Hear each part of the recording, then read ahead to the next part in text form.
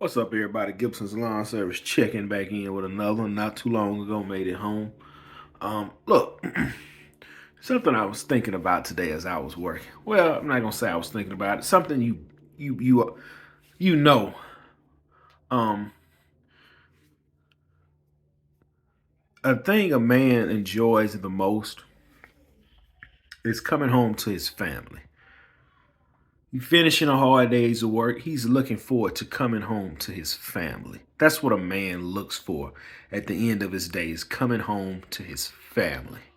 Because his house is surrounded by love, right?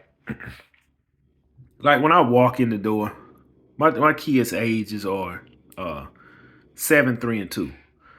When I walk in the door, my 2-year old, my 3-year old, they run up, hug me, all daddy, daddy, daddy. My 7-year old doesn't. Yeah, she'll do it here and there. But I remember when she was 2 and 3 and 4, she done it. That brings a joy. You coming home, seeing your kids smile and enjoying seeing you home, and you see your wife there. And typically, look, this is. I'm gonna be honest with you. The money don't matter at that point. A big house don't matter. A brand new car doesn't matter. As long as my family has food to eat, my family has clothes on their back, my family has shelter. We don't live in the hood where we got to worry about somebody shooting through the house. The fridge is full of food. The deep freezer is full of food. The lights are on. The bills are paid. And we're in a home. It don't matter if we was in a trailer. The bills paid. Food is on the table. Clothes on your back. You have reliable transportation. Then you are successful. You measure it. In my eyes, the way you measure a man is how his family structure is. If him and his wife constantly arguing, then that man don't listen. He's not listening to what his wife is saying because she's frustrated at him. If you see his kids in the store and they throwing temper tantrums, cussing and acting a fool, you didn't raise them right. You didn't raise them because you don't have you act like you don't have any home training. A man is measured and he's judged on how his family presents themselves. This man can be a millionaire, pulling up in Bentleys and Porsches, but if his wife is an argumentative woman, that man has failed. If his kids act like they don't have home training, uh, throws a fit because they can't have their way, you're not measured by how much money, material possessions, how big your business is, what kind of job you have, how much money you make. You are measured. A single man is kind of measured by all of that.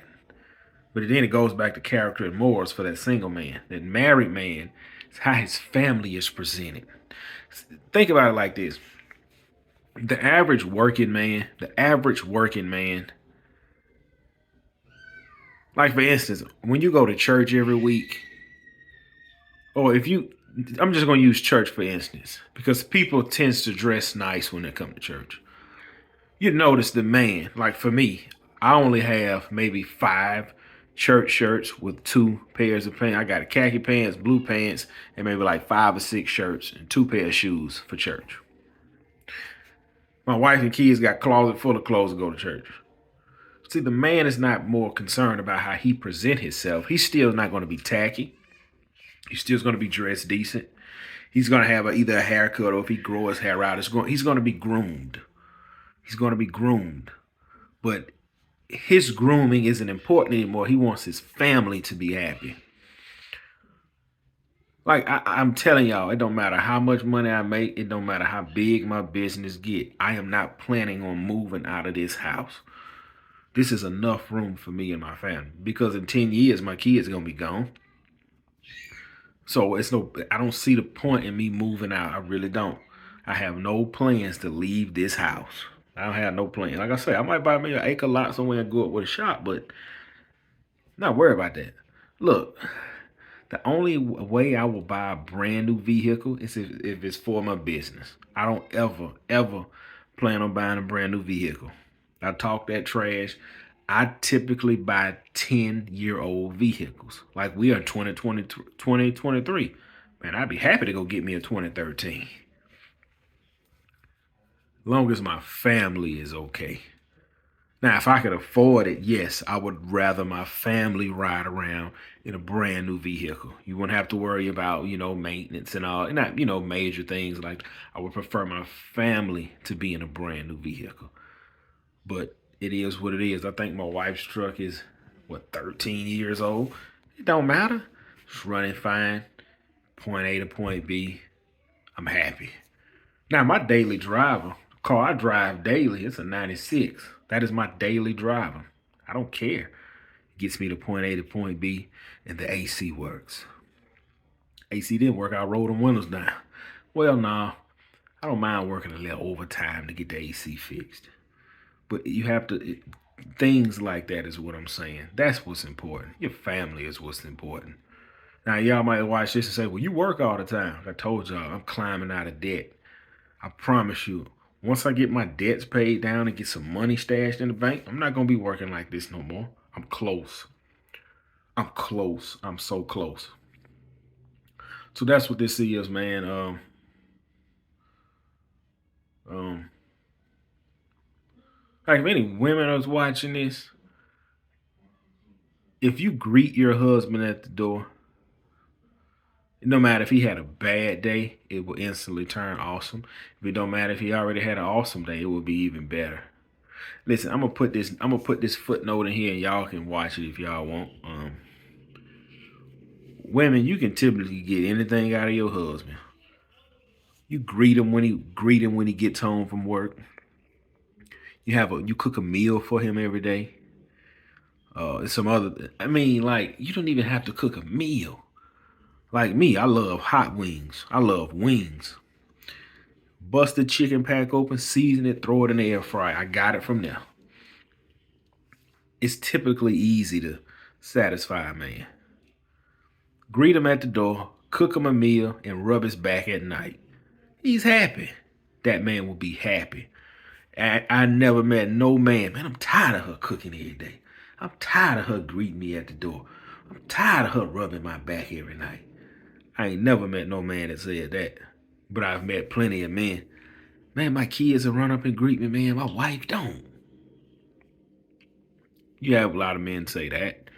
Or, yeah, she ain't been cooking, man. I gotta stop at McDonald's on the way home. Man, I can't even get her to rub my back. I'm telling you, man, it's the small things in life that matters. I talk all this trash on YouTube about making money and firing clients and being the best. But typically, look, I just want to get this house paid off on me, keep a decent vehicle, wife and kids be fairly healthy, and I can serve God. Forget the rest, man. I talk that trash. Don't get me wrong. Who don't want to drive a brand new vehicle? But look, if it means pulling time from my family to work 7 days a week to have those things, man, no. Man, nope. You ain't gonna trick me like that. No, sir. Nope. We gonna get what we can get. I'm gonna grind. I'm gonna put forth the effort. We gonna get what we can get. And then we'll go from there. But if you telling me, like when I get my business up and running, you telling me I got to work every Saturday so I can drive a new truck, man, you can keep that truck.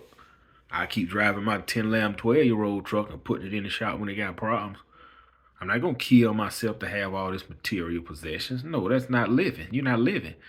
Because see, when you're laying there and you're gasping your last breath, when you're looking at death in the eyes, when you and death are looking at one another, and death telling you, you fixing to come with me. You're not thinking about, man, I'm going to leave all my four-wheelers here. I'm going to leave my lifted truck, my horses, my business. You're going to be thinking like, man, I'm about to leave my wife and kids here. That money don't mean nothing. It don't mean nothing. It don't mean a thing. Now, don't get me wrong. When you need it, you need it. Like, case in point, my light bill is due.